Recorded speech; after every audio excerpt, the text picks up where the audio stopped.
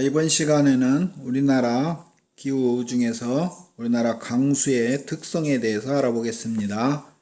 자, 우리나라 강수의 특징. 우리나라 강수량은 연 강수량이 1300mm 정도로 세계적으로 많은 편에 속합니다. 세계 평균 강수량이 800mm 정도 되니까 우리나라는 500mm 정도 많은 편이고, 물론 이제 북한도 우리나라이기 때문에 북한은 우리나라보다 남한보다는 강수량이 적어서 우리나라 연 강수량이 1200에서 1300, 남한은 한 1300 정도 세계적으로 많은 편이다. 기후적으로는 건조 기후에 비해서 강수량이 많으니까 수빈 기후다 이렇게 하면 되겠습니다. 그 다음에 강수는 계절적 차가 우리나라는 크게 나타나죠. 여름에는 대체로 일부 지역을 제외하고는 연 강수량의 절반 이상이 여름에 집중되고, 겨울에는 대체로 10% 이하가 내리게 되는데, 이제 일부 지역의 울릉도 같은 경우에는 이제 겨울 강수량이 여름 강수량 못지않게 내리는 지역도 있지만, 대부분 지역에서는 겨울에는 한 10% 이하, 여름에는 50% 이상, 이렇게 계절에 따른 강수량의 차가 매우 크게 되죠. 여름에 많이 내린 것은, 여름에는 이제 우리가 바다 쪽에서, 남쪽에 태평양 쪽에서 바람이 불어오기 때문에 그렇죠. 여름이 되면 북태평양 기단이 남쪽에서 북쪽으로 올라오면서 바다 쪽에서 올라오는 공기이기 때문에 매우 습하기 때문에 그런 것들이 태풍이나 장마 형태로 해가지고 여름에 비가 많이 내리게 됩니다. 그 다음에 우리나라는 강수량의 연 변동이 매우 심하게 되는데, 연 변동이라고 하는 어떤 해에는 강수량이 2000mm 이상도 내리고 어떤 해에는 강수량이 1000mm 이하도 내리고, 해에 따른 강수량의 변동이 큰 것을 연 변동이 심하다. 강수량이 많이 내리는 해에는 홍수가 일어나겠고, 강수량이 900mm, 800mm 이렇게 내리는 해에서는 아주 심한 가뭄이 들겠죠. 그래서 우리나라는 예로부터 홍수나 가뭄이 많았던 것은 해에 따른 강수량의 변동이 심했기 때문에, 그 해에 따라서 장마나 태풍의 빈도가 달라지고 우리나라 주변에 있는 기단의 영향이 달라지면서 그렇게 되겠죠. 그 다음에 두 번째, 강수의 지역적 차이를 보게 되면 어떤 지역은 비가 많이 와서 다우지가 되고 어떤 지역은 강수량이 적어서 소우지가 되겠죠. 그 주 원인은 주로 지형과 풍향, 강수에서는 이 지형과 풍향이 지역에 따른 강수량의 차이를 많이 나타내게 되죠. 간단하게 산이 있을 때 바람이 불게 되면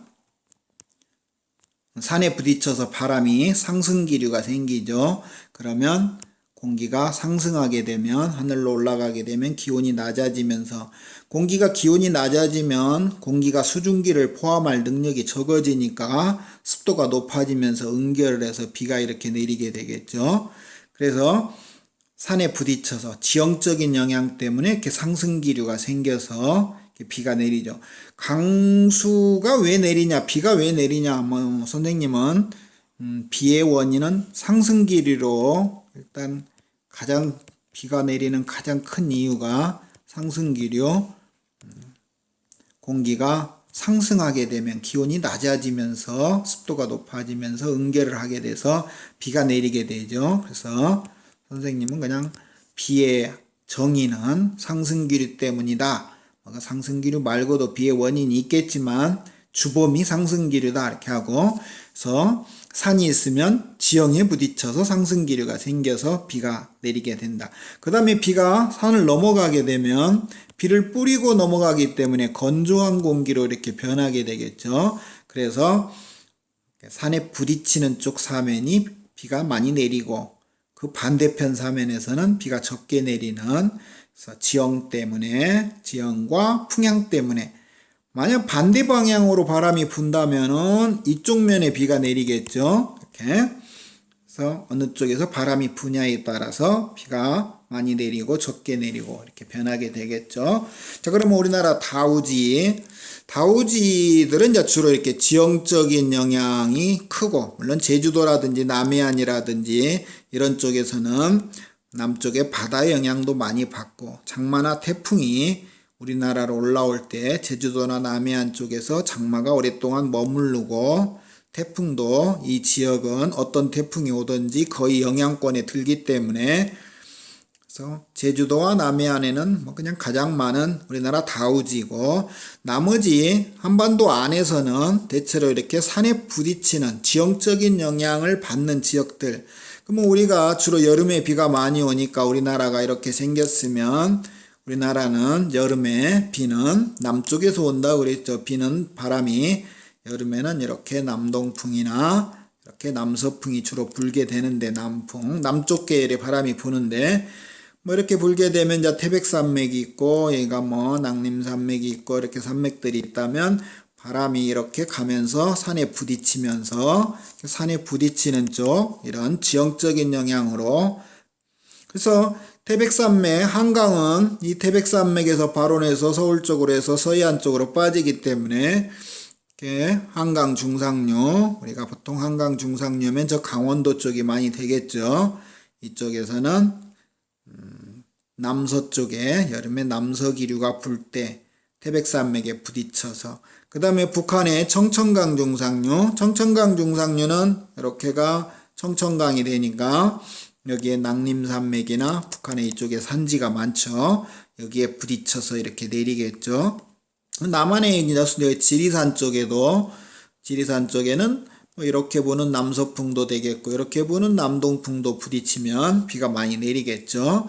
뭐 지리산은 뭐 남해안 가까이 있으니까 이쪽에다가 집어넣어도 되겠고 그래서 우리가 보통은 이제 이쪽에 지리산 쪽에는 섬진강 하류 이렇게 해서 섬진강 하류, 한강 중상류 청천강 중상류 이런 것들이 대체로 지형의 영향을 받아서 다우지를 이루는 것이고 제주도나 남해안에는 그냥 이 바다도 많고 태풍도 항상 일본 쪽으로 이렇게 갈 때 제주도나 남해안은 영향을 받고 장마전선도 올라올 때 보면은 대륙의 기단하고 해양의 기단하고 힘의 균형이 남해안 쪽에서 잡히기 때문에 장마전선이 남해안 쪽에 많이 정체해서 머무르기 때문에 많죠.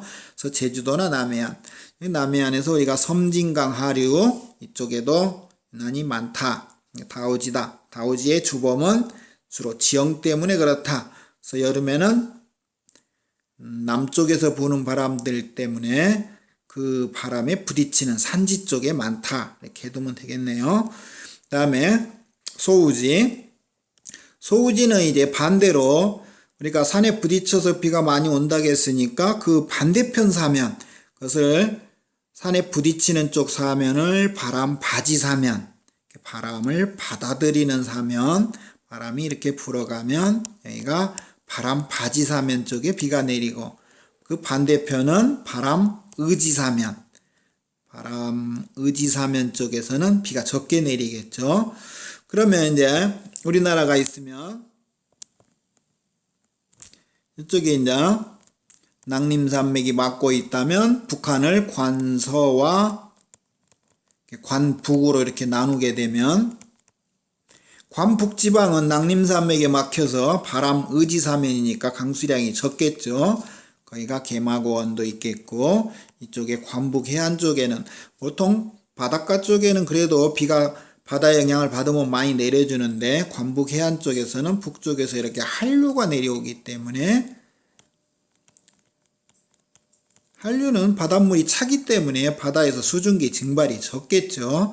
그래서 관북지방은 개마고원 내륙뿐만 아니라 해안까지 전체적으로 강수량이 다 적다. 이렇게 하면 되겠고 그 다음에 남한은 소백산맥이 이렇게 전라도와 경상도를 가로막고 있죠.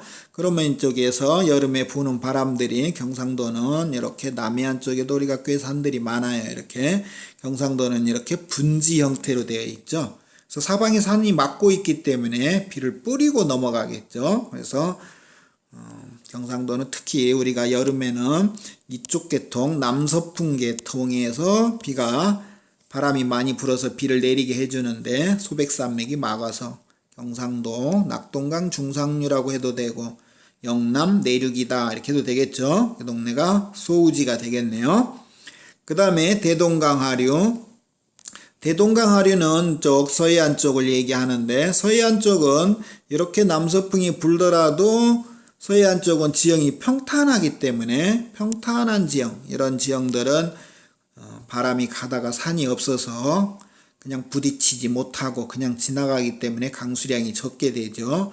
물론 이 서해안 쪽도 내륙보다는 강수량이 더 적겠죠. 그래서 우리가 소우지라고 불리우지는 않았지만 이 서해안 쪽도 선생님은 소우지라고 하고 싶어요. 그래서 이 목포 앞바다라든지 이렇게 서해안 쪽들은 더 지형이 평탄하기 때문에 강수량이 좀 내륙보다는 적은 편이죠. 이렇게 소우지들은 두 가지로 정리하게 되면 산에 부딪혀서 넘어가는 쪽들, 그게 관북지방하고 경상도 내륙 쪽하고, 그 다음에 이렇게 대동강 하류나 이쪽 서해안 쪽은 지형이 평탄해서 구름이 부딪히지 않아서 비가 적게 내린다, 이렇게 정리하면 되겠네요. 그 다음에 다설지. 자, 겨울에 눈이 많이 오는데 우리나라 눈은 이제 울릉도가 제일 많이 오죠. 울릉도는 눈이 많이 쌓일 때는 뭐 2m 이상까지도 이렇게 쌓이고 그렇죠. 자, 우리가 겨울에는 강수량이 적은 것은 겨울에는 시베리아 기단이 오는데 시베리아 기단은 매우 건조하죠. 그렇지만 울릉도 같은 경우에는 시베리아 기단이 오더라도 겨울 바람이 불더라도 이렇게 겨울에 오는 시베리아 기단은 매우 건조하기 때문에 우리가 겨울 강수량이 적은데 울릉도는 이렇게 바다 동해바다 따뜻한 동해바다를 건조한 공기가 다시 지나가게 되면 따뜻한 동해에서 습기를 먹어서 울릉도는 우리가 화산에서 종상화산으로 배웠죠. 이렇게 바람이 불면 산 타고 상승기류가 잘 생기겠죠. 그래서 울릉도는 북서풍이 불든 북동풍이 불든 어느 쪽에서 바다에서 바람이 불면 산에 부딪혀서 지형적으로 상승을 잘해서 울릉도는 동해바다에서 따뜻한 동해바다에서 수증기를 포함해서 겨울에 눈을 많이 내리게 되죠. 그 다음에 두 번째 영동지방. 영동지방도 눈이 많이 내리는데 영동지방은 북동기류 때문이다. 우리가 겨울에 북서풍이 우세하지만 가끔 시베리아 기단을 우리가 제트기류는 중위도 상공에 부는 강한 편서풍인데 시베리아 기단, 시베리아 고기압을 이만큼 제트기류가 밀어버리게 되면 시베리아 고기압이 이렇게 우리나라 쪽을 향해서 북동풍으로 이렇게 온다면 이것이 따뜻한 동해바다에서 수증기를 포함해서 태백산맥에 부딪혀주면 동해안이나 대관령 쪽에 대관령까지도 영향을 주겠네요. 대관령이나 영동지방에 북동기류가 강하게 불면은 동해의 따뜻한 바다에서 수증기를 포함해서 겨울에 눈을 많이 내려주겠죠. 그 다음에 우리 호남 서해안 쪽, 호남 서해안이나 이제 소백산맥, 노령산맥 쪽, 소백산맥이 있고, 노령산맥이 있고, 겨울에 이렇게 북서풍이 불게 되면은, 이쪽에서는 북서풍이 오게 되면 바다를 건너지 않았기 때문에 매우 건조해서 겨울 강수량이 매우 적지만, 우리 호남 지방은 북서풍이 황해바다를 지나오죠, 이렇게. 그러면 북서풍이 약하게 불 때는 그렇게 많은 수증기를 못 가져오겠지만 북서풍이 매우 강할 때, 바람이 매우 셀 때는 황해바다에서 수증기를 먹어다가 서해안 쪽에 소백산맥이나 노령산맥 쪽에 이렇게 부딪히게 되면 눈이 오겠죠. 그래서 우리 호남 서해안 쪽이나 소백산맥, 노령산맥의 서쪽 사면에는 겨울에 북서풍이 강하게 불 때 황해바다에서, 즉 겨울에 이렇게 눈이 오려면은 바다에서 수증기를 어느 정도 먹어줘야 되지, 그냥 시베리아 기단에서 오는 건조한 공기 갖고는 잘 눈이 안 내리겠죠. 그래서 겨울에 다설지가 되려면 뭔가가 바다를 좀 지나와야 되겠죠. 바람이 바다에서 수증기를 먹어줘야, 수증기를 포함해가지고 와야 돼서 이렇게. 그러면 이제 우리가 제주도를 한번 생각해 보면, 제주도는 겨울에 북서풍이 분다면, 제주도가 여기가 있으면 이렇게 바람이 불면 제주도는 바다를 많이 지나오겠죠, 바람이. 제주도는 눈이 많이 오냐? 이렇게 한다면, 하여튼 바다를 많이 지나오니까 뭔가 눈인가 비는 내리겠죠. 그렇지만 이제 제주도는 워낙 따뜻하니까 겨울에도 비의 형태로 많이 내리고, 한라산 같은 경우는 해발고도가 매우 높기 때문에 한라산 위쪽에서는 해발고도가 높으면 기온이 낮으니까 눈으로 내리겠죠. 그래서 한라산 저 산꼭대기 쪽에서 정상부 쪽에서는 다설지에 속하겠죠. 제주도도 겨울 강수량은 많겠죠. 그렇지만 제주도는 워낙 따뜻하니까 겨울에도 눈보다는 비의 형태로 많이 내리죠. 그래서 제주도를 다설지다 이렇게 하기에는 좀 그렇죠. 그 다음에 우리나라 바람의 특징으로 가보면, 자, 우리나라 바람은 계절풍, 높새바람, 태풍 이렇게 나눠서 살펴보죠. 먼저 계절풍. 특히 여름과 겨울에 따라서 계절에 따라서 풍향이 정반대로 바뀌는 거. 우리가 앞에서도 배웠죠. 아시아 쪽 대륙의 동쪽이 이렇게 계절풍이 분다 그랬죠. 계절풍은 대륙 동안기후가 되겠죠. 유럽의 대륙 서쪽에서는 편서풍이 강하게 불기 때문에 계절풍이 잘 안 만들어지죠. 그래서 대륙 동쪽 아시아 쪽에서 만들어진다. 여름에는 계절풍이 남쪽에서 여름엔 이제 태양이 북반구로 올라오면서 북반구가 가열되면서 여름은 대륙이 저기압이 되고 바다 쪽이 고기압이 돼서 바다에서 대륙을 향해서 바람이 불어 올라가는 게 여름 계절풍이 되겠죠. 그러니까 남동풍이 가장 우세하지만 우리나라는 남서풍의 영향도 많이 받죠. 남풍의 영향도 받고 남쪽 계열에서 바다 쪽에서 태평양 바다에서 불어오기 때문에 바다에서 만들어진 공기라 습하고, 그 다음에 우리나라보다도 더 남쪽 저희도 쪽이니까 우리나라보다 기온이 더 따뜻한 공기가 되겠죠. 그러면 이제 여름에는 이렇게 고온다습한 계절풍이 불게 되니까 비가 많이 와서 벼농사에 유리하고, 또 여름에 더우니까 우리가 가옥구조에서 마루라든지 이런 대청마루를 둬가지고 가옥구조에서 여름에 좀 시원하게 지내기 위한 시설들이 발달됐겠죠. 그 다음에 겨울에는 반대로 이렇게 시베리아 기단에서 바람이 내려오게 되면 북서풍이 불게 되겠죠. 얘는 우리나라보다 훨씬 북쪽에서 공기가 내려오니까 매우 차겠고, 그 다음에 대륙에서 만들어진 공기는 거의 수증기가 별로 없어서 매우 건조하겠죠. 그래서 겨울에는 강수량이 우리나라에서 10%도 못 내린다고 했죠. 대부분 지역이. 그 다음에 매우 춥게 되죠. 위도에 비해서 매우 춥다 그런 얘기죠. 그 다음에 겨울에는 북서풍이 매우 탁월하다는 표현을 썼는데, 탁월하다는 얘기는 여름의 계절풍은 아까 얘기했죠. 남동풍이 가장 우세하긴 하지만 남서풍도 많이 불고 남풍도 많이 불고, 여름에는 이렇게 풍향이 좀 일정치가 않죠. 근데 겨울에는 이 북서풍이 다른 풍향보다도 압도적이죠. 그래서 탁월하다.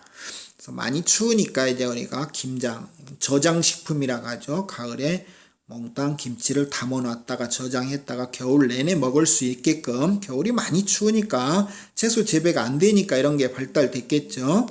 그 다음에 온돌문화. 온돌문화는 방에 우리가 밥을 해 먹을 때 불을 떼면 그 연기들이 온도를 데펴서 방 안을 따뜻하게 하는 거죠. 중국도 온돌문화가 아니고 일본도 겨울이 그렇게 춥지가 않으니까 온돌문화가 아니죠.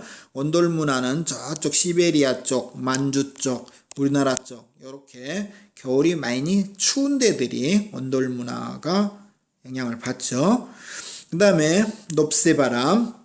높새바람은 우리가 북동풍을 높새바람이라고 하는데, 바람을 갖다가 한번 정리해 보면 동서남 북쪽에서 부는 바람이 높바람, 그 다음에 동쪽에서 부는 바람이 쇳바람, 남쪽에서 부는 바람은 맞바람, 서쪽에서 부는 바람은 한이바람, 이렇게 부는 바람 4개로면, 이렇게 부는 바람은 북쪽과 동쪽, 북동쪽에서 부는 바람이 높바람과 쇳바람 사이에서 분다 해서 높새바람이 되겠죠. 자, 그러면 높새바람은 뭐다? 북동풍을 높새바람이다. 주로 이제 늦봄이나 초여름 쪽, 겨울에는 우리가 이제 시베리아 기단이, 겨울에는 시베리아 기단이 와가지고 이렇게 북서풍이 우세하고, 여름에는 이렇게 간다고 그랬죠. 바람이. 그게 이제 계절풍이라고 그랬죠. 그래서 시베리아 기단에서 여름으로 바뀌기 전에 시베리아 기단이 소멸되고 요놈이 오기 전에 이 사이에서 오츠크의 기단이 오는 것이 넙새바람이 되겠죠. 그래서 넙새바람은 무슨 기단이다? 써놓는 걸 빠뜨렸네요. 여러분들은 정리하기 바랍니다. 책을 보면서 오호츠크의 기단,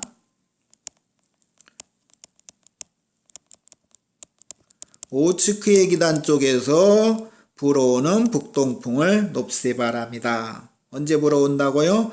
시베리아 기단과 북태평양 기단으로 바뀌기 중간 사이, 시베리아 기단이 소멸되고 얘가 올라오기 전에, 그러니까 겨울에는 시베리아 기단의 영향을 받고 여름에는 북태평양 기단을 받으면 그 사이에 오는 것이 오츠크의 기단이다. 이렇게 보면 되겠네요. 자, 오츠크의 기단이 오게 되면 우리가 이제 고온 건조한 바람, 앞에서 바람에서 고온 건조한 바람 조금 배웠죠. 어디서 배웠나요? 바람이 산을 넘어가게 되면, 비를 뿌리고 넘어가게 되면 고온 건조한 바람으로 변하게 되는데, 이렇게 태백산맥이 있으면 북동풍이 불어서 태백산맥을 향해서 올라가면 산에 부딪혀서 상승기류가 생기게 되면 기온이 내려가기 때문에 비가 온다고 그랬죠. 그 다음에 바람이 산을 넘어오면 비를 뿌렸으니까 건조한 바람으로 변하겠죠. 그럼 온도는 왜 올라가는가 이렇게 생각해 보면 고온 건조한 바람으로 간다고 그랬죠. 이쪽에서 바람은 좀 차겠죠. 왜냐면 우리가 오츠크의 기단에서 이렇게 북쪽에서 내려온 공기이기 때문에 동해안 쪽에서는 오히려 기온이 내려가겠는데 동해안 쪽에서는 기온이 다운되고 그 다음에 넘어와서는 기온이 올라간다는 얘기죠. 기온이 올라가는 것은 바람이 하다가 산을 넘으면서 하는 일은 이렇게 비를 내리는 일만 했죠. 그러면 비란 얘기는 수증기가 물로 바뀐 거죠.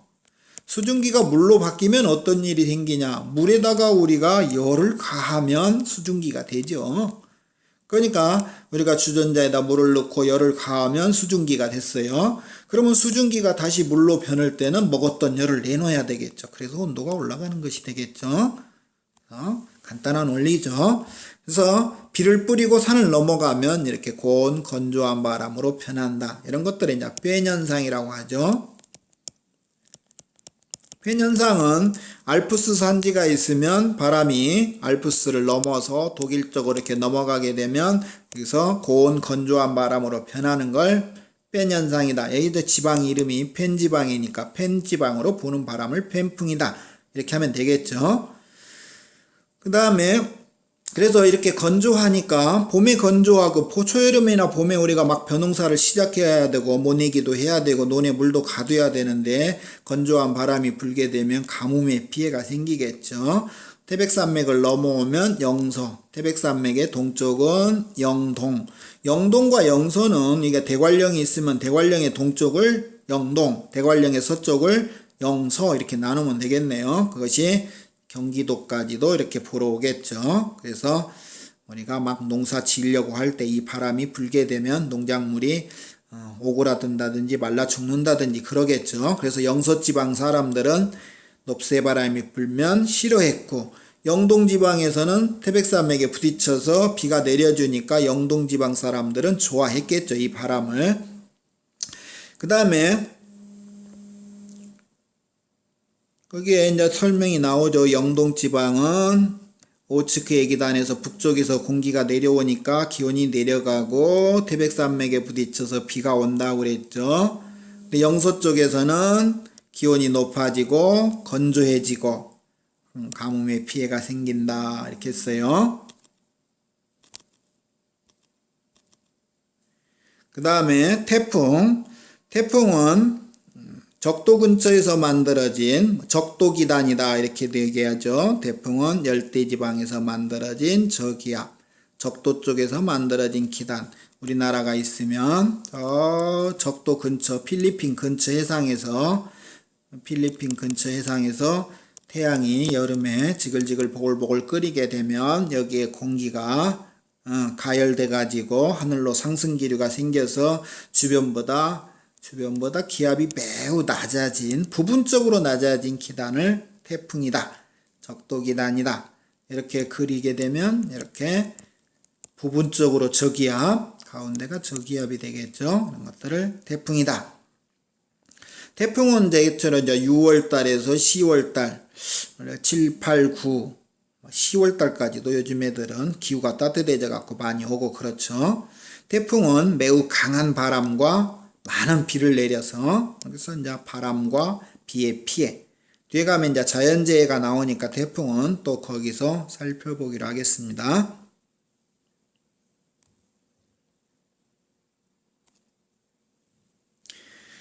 자, 그러면 우리나라 강수량을 여름과 겨울로 나눠서 보게 되면 우리나라 강수량은 여름에 연강수량의 보통 한 절반 이상이 이렇게 내린다고 그랬죠. 우리나라 연강수량은 한 1300mm 잡으면 그러면 1300mm 중에서 반절 이상이면 한 700, 이 정도 여름 강수량은. 그래서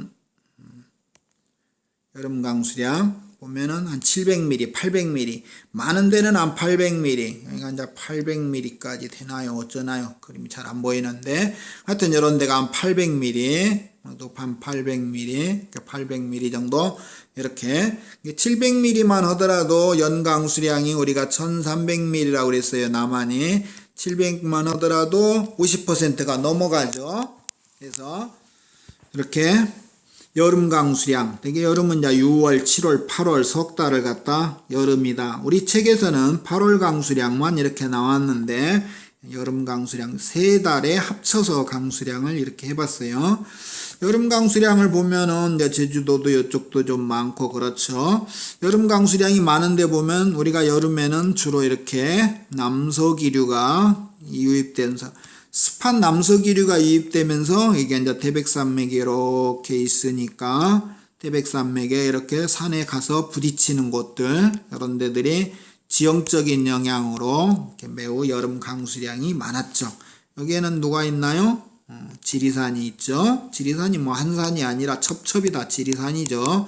그래서 남서풍이 부딪히든 남동풍이 가서 부딪히든 비가 많이 내리겠고, 제주도도 여름에 이렇게 남서풍이 올라오면 부딪혀서 많이 내리겠죠. 이쪽 동네도 이렇게 남동풍이 와서 많이 비를 내리겠죠. 이렇게 강수량은 이렇게 지형과 풍향에 따라서, 우리나라 여름은 이렇게 남서풍, 남동풍이 산에 부딪히는 데들이 많이 내리겠죠. 그래서 여름철 강수량, 특히 요 동네 하나 정리해 놓으면 중부지방이 유난히 여름철 강수 집중률이 높죠. 여름에 태백산맥에 부딪혀서 많다. 제주도나 남해안 쪽에는 장마나 태풍이 영향을 받아서 지형적인 영향 아니고도 많이 내린다 그랬죠. 그래서 여름철 강수량 중에서 하나 정리한다면 이 동네 여름에 연강수량 중에서 여름 강수량이 한 60% 이렇게 유난히 여름철 강수 집중률이 높죠. 제주도는 이렇게 여름 강수량이 뭐 800mm 내렸다고 해도 제주도는 뭐 강수량이 1600, 1700 되는데 이 중에 800에도 50%밖에 안 되죠. 여름 강수량은 많지만 여름철 강수 집중률, 여름철의 강수가 연강수량이 절반밖에 안 되죠. 50%는 많은 게 아니죠. 왜? 우리나라 대부분 지역은 여름에 50% 이상이 내린다고 했으니까 이렇게 60%는 퍼센트상으로는 높죠. 이런 것들을 하계 강수 집중률 아니면 여름철 강수 집중률이 유난히 높다. 특히 중부지방이 남서기류가 오면서 산에 부딪혀서 이렇게 많이 내리죠. 그 다음에 겨울 강수량은 자, 우리가 겨울에 다설지 배웠죠. 눈이 많이 오는 곳. 눈이 많이 오는 곳들, 요 동네, 영동지방, 그 다음에 울릉도, 그다음에 대관령 쪽, 그 다음에 호남 서해안 조금 많다고 그랬죠. 이런 데들이 이제 우리가 다설지 배웠는데, 겨울에 강수량이 많은 곳들이 되겠죠. 울릉도는 어떻게 바람이 불어도 북서풍이든 북동풍이든 불어도 동해바다를 많이 지났으니까 눈이 많이 내린다고 했고, 동해안 쪽에서는 이렇게 겨울에 북동기류가 강하게 유입될 때 태백산맥에 부딪혀서 영동이나 대관령까지 이렇게 많이 내리겠고, 호남 서해안에는 북서풍이 황해바다를 지나와서 이렇게 제주도는 우리가 다설지는 아니지만 제주도도 바다를 많이 지나오죠, 바람들이. 그래서 제주도는 그냥 눈의 형태가 아니라 비의 형태로도 많이 오고, 한라산 높은 곳, 해발고도가 높은 곳은 또 눈이 많기도 하죠. 그런 데들이 겨울 강수량이 많다. 정리하면 되겠네요. 그 다음에 계절의 변화, 봄, 여름, 가을, 겨울 이렇게 우리나라는 사계절의 변화가 뚜렷하다 이렇게 배웠죠. 그것은 중위도에 위치하기 때문에 그렇다 앞에서 배웠습니다. 자, 먼저 봄부터 살펴보게 되면 봄이 되면은 이제 겨울에 시베리아 기단이 물러가면서 많이 따뜻해지죠. 그러면서 꽃도 피고 잎도 나오고 모든 만물이 이제 생동하는 계절이 봄이 되겠는데요. 자, 봄에는 꽃샘추위, 황사현상, 여러가지, 높새바람도 불고, 날씨의 변화도 심하고, 이게 이제 봄철의 기후의 특색인데, 하나씩 살펴보면, 꽃샘추위부터 살펴보면, 봄에 이제 아름답게 꽃이 피면, 누군가가 겨울을 지배했던, 겨울은 누가 우리나라를 지배했나요? 겨울을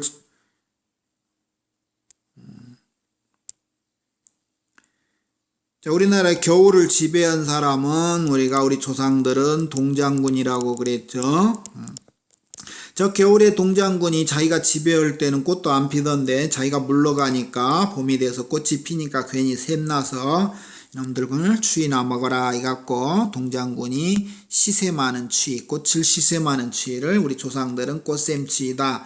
근데 우리는 이제 과학을 배웠으니까 꽃샘추위가 동장군이 시샘에서 꽃샘추위가 오는 게 아니라 우리가 겨울에 시베리아 기단이 우리나라에 와가지고 많이 추웠지만 봄이라고 해서 시베리아 기단이 완전 소멸된 게 아니라 봄에도 시베리아 기단이 하나씩 만들어지면 우리나라 쪽으로 이렇게 쳐들어서 밀려오게 되겠죠. 그러면 겨울 못지않게 춥겠죠. 그래서 시베리아 기단이 봄에도 초봄에는 가끔 한 번씩 일시적으로 이렇게 확장돼 내려오죠.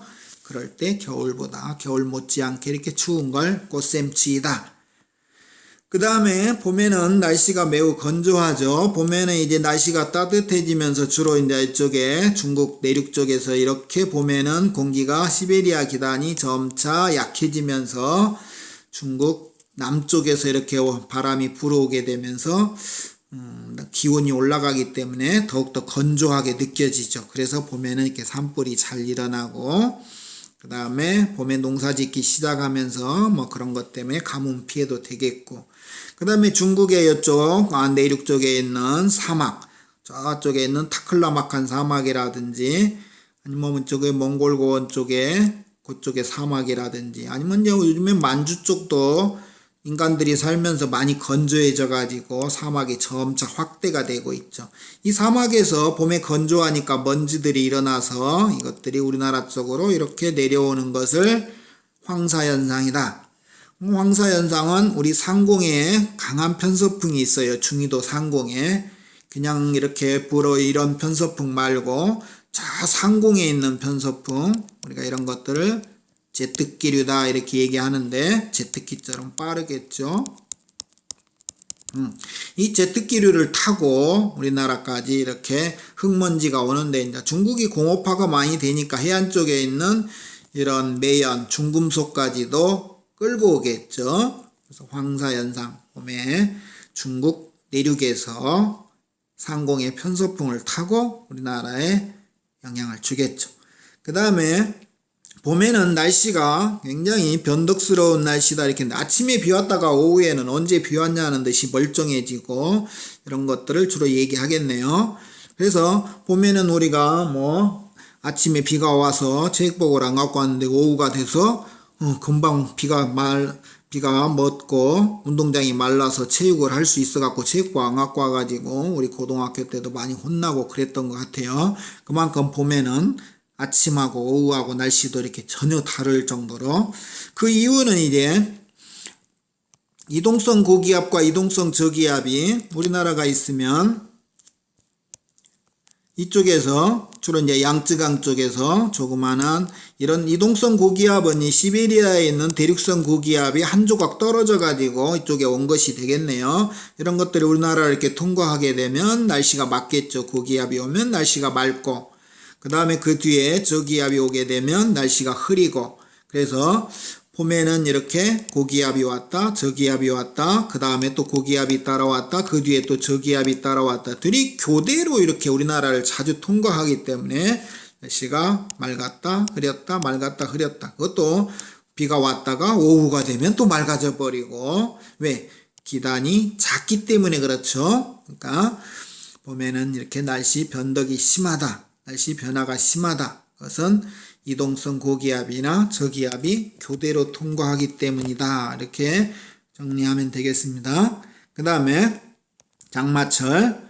우리가 장마철하고 한여름은 이제 묶어서 여름이라 이렇게 둘이나 합쳐서 여름이다 해도 되는데 조금 많이 기후가 좀 달라서 구별을 해봤어요. 장마철에 이제 한여름이 오기 전 주로 초여름 쪽이 되겠죠. 원래 6월 한 중순경이나 하순경이 시작해서 7월 중순이나 하순까지 보통 한 달 정도 이렇게 장마 기간이 되겠는데요. 장마는 그러니까 예전에는 장마가 시베리아 기단이 있고 남쪽에 북태평양 기단이 올라오게 되면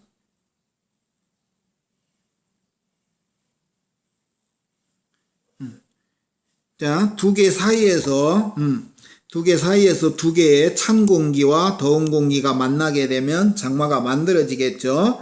근데 과거에는 이쪽 일본 애들이 책을 썼을 때는 이 오츠크의 기단이 내려오고 이놈이 올라와서 장마전선을 만든다 했는데 요즘에는 그냥 꼭 오츠크의 기단이라고 하지 않고 이 대륙의 찬 공기 이렇게도 많이 하죠.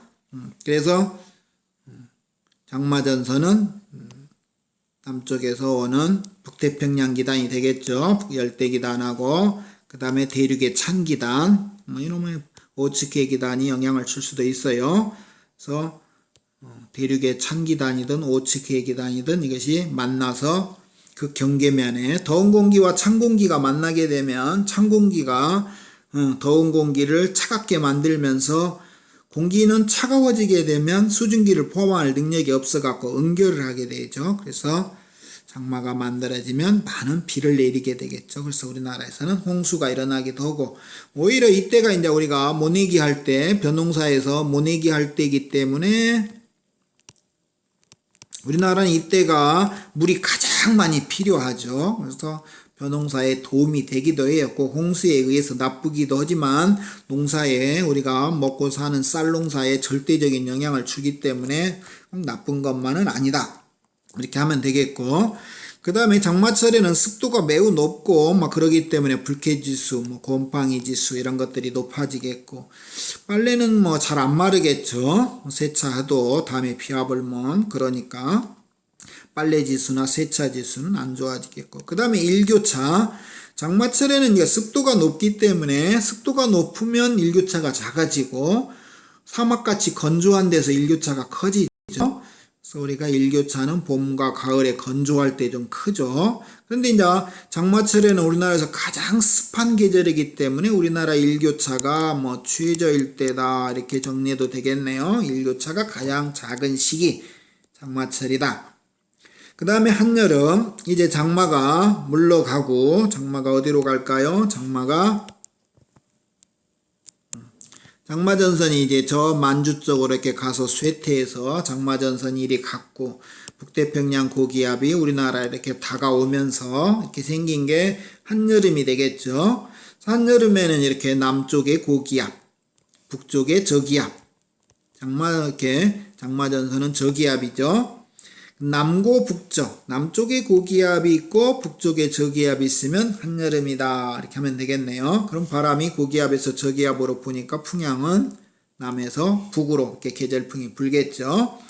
한여름은 이제 우리가 많이 덥겠죠. 무더위, 열대야. 열대야라고 하면은 열대지방의 밤과 같은 날씨를 얘기하죠. 밤야자를 쓰니까. 밤에도 기온이 잘 안 떨어지는 게 열대야죠. 밤에도 새벽까지, 새벽에 기온이 원래 최고 낮죠. 최저 기온이 25도 이상이면 열대지방과 같은 것이다.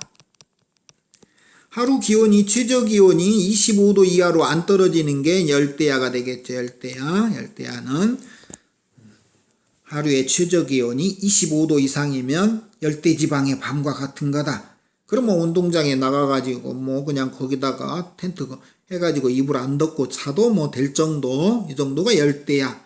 그 다음에 열대일. 열대일은 열대지방과 같은 날이라 그런 뜻이 되겠죠. 열대지방과 같은 날. 보통 낮 최고 기온이 30도 이상이면 열대일이다. 낮 최고 기온이 30도가 넘으면 열대지방과 같은 날씨다.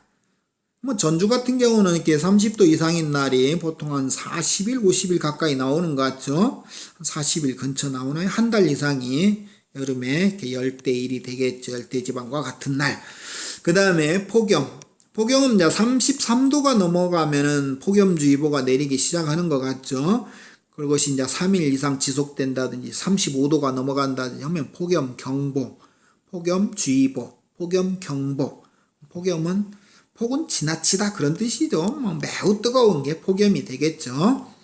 그 다음에 여름에는 갑자기 소나기가 내리게 되는데, 갑자기 소나기가 내리는 것은 이제 여름에 태양이 아주 지글지글 보글보글 지표면을 가열하게 되면 갑자기 상승기류가 생겨가지고 태양이 떠서 하늘에서 떠서 한여름에 그냥 막 지표를 매우 가열하게 되면 이 지역에 있는 공기가 막 뜨거워져 갖고 하늘로 이렇게 상승하는 공기가 갑자기 많이 생기게 되면 뜨거운 공기가 하늘로 이렇게 상승하게 되면 해발 고도가 높아지면 차가워져서 응결을 한다고 그랬죠.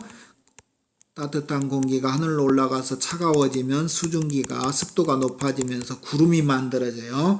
구름도 이렇게 계속 상승기류가 생기면 소나기 구름은 우리가 뭐 중학교 때 과학 시간에 배우겠죠. 이렇게 적운 정난운 형태 수직으로 이렇게 해갖고 비를 뿌리게 되겠죠. 이렇게 소나기는 한여름에 갑자기 상승기류가 생기게 되면 국지적으로 어떤 국한된 지역이 국지적이라는 얘기겠죠. 국지적으로 비가 내리는 것이 소나기가 되겠네요.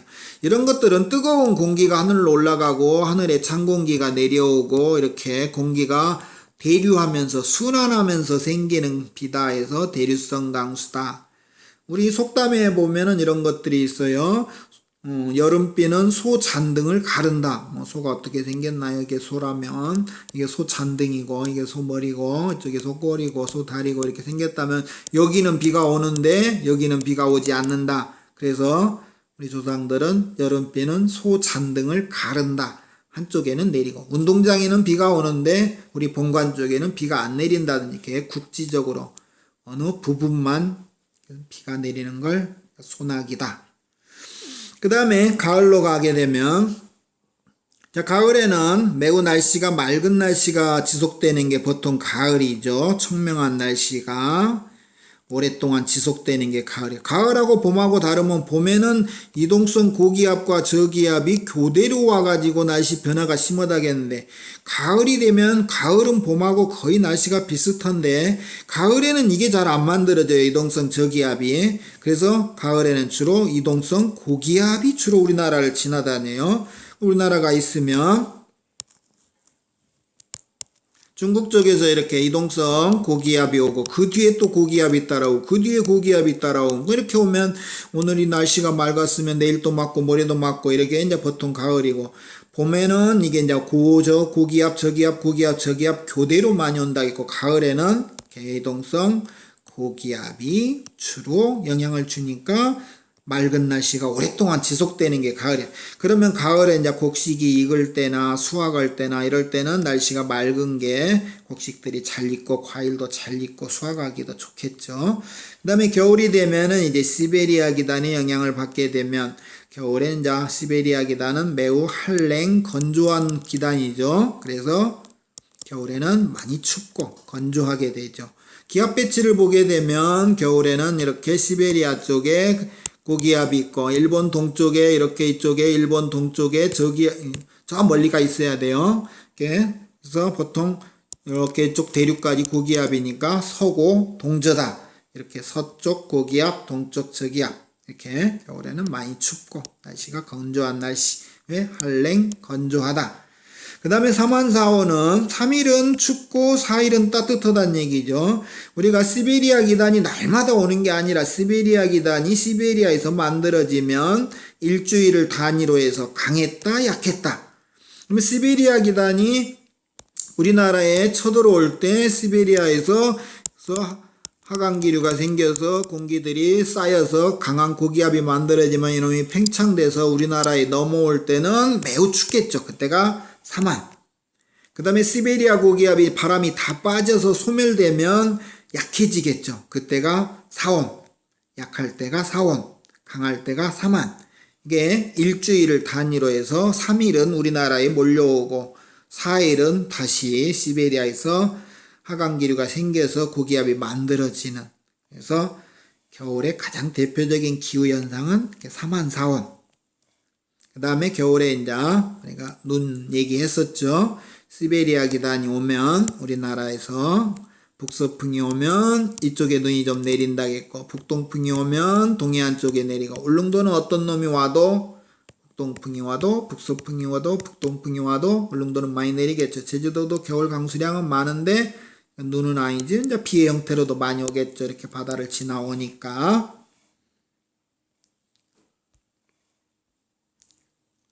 그러면 우리나라 주변의 일기도를 보면은, 자, 시간이 얼마 안 남아서 빠르게 정리하겠습니다. 시베리아 기단은 매우 한랭,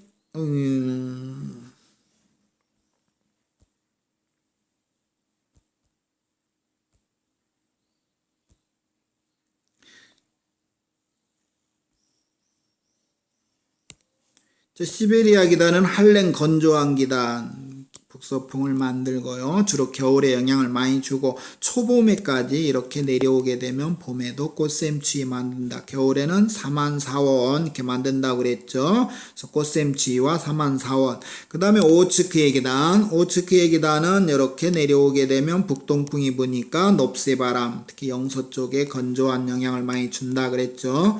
그 다음에 오호츠크의 기단은 장마에도 영향이 있겠죠. 오호츠크의 기단도 그렇고 대륙의 기단도 그렇고 장마에도 조금 영향을 주겠고, 그 다음에 북태평양 기단은 여름에 와가지고 무더위나 열대야에 영향을 주겠죠. 이렇게 매우 고온 다습한 기단. 그 다음에 적도 기단은 필리핀 근처에서 만들어진 열대성 저기압, 태풍을 얘기하고, 요즘에는 양쯔강 기단은 주로 기단으로 취급을 잘 안 하는 것 같죠. 예전에는 했는데, 그 다음에 그 옆에 일기도는 딱 보면 남쪽에 고기압, 북쪽에 저기압 이렇게 돼 있죠. 그러면 한여름이 되겠죠. 그 다음에 여기에서 보게 되면 이 친구는 이쪽에 대륙의 시베리아 쪽에 고기압, 이쪽에 동쪽에 저기압. 그러면 우리가 이런 것들은 서고 동저다. 겨울이 되겠죠. 겨울이다. 그 다음에 이 친구는 장마전선이 이렇게 우리나라에서 일본까지 쭉 이어졌으면 장마철이다. 장마철은 초여름 쪽이라고 그랬죠. 그 다음에 더 보면은 북쪽의 고기압 이렇게 하면 바람이 이렇게 불겠죠. 저기압 쪽으로. 그러면 겨울이 되겠고, 이렇게 오는 것들은 주로 봄과 가을이 되는데, 여기에 기압을 보면 1020이나 1030, 겨울에 치는 1040, 50. 겨울의 기압은 굉장히 강해서 1040, 50만 보여도 무조건 겨울이다. 1020, 30은 대체로 봄과 가을. 그 다음에 여름에는 이쪽에 고기압이 1020까지 가기도 하는데 보통 한 1015, 남고 북저면 여름이다. 우리가 이렇게 구별하면 되겠네요. 그 다음에 여기서도 봄, 여름, 가을, 겨울 이렇게 나눠봤는데 한번 여러분들이 살펴보면 되겠습니다. 자, 여기까지 이번 수업을 마치겠습니다. 머지않아 곧 우리가 개학을 하겠죠. 그때까지 여러분들은 복습 잘하고 준비 잘해서 오시기 바랍니다. 감사합니다.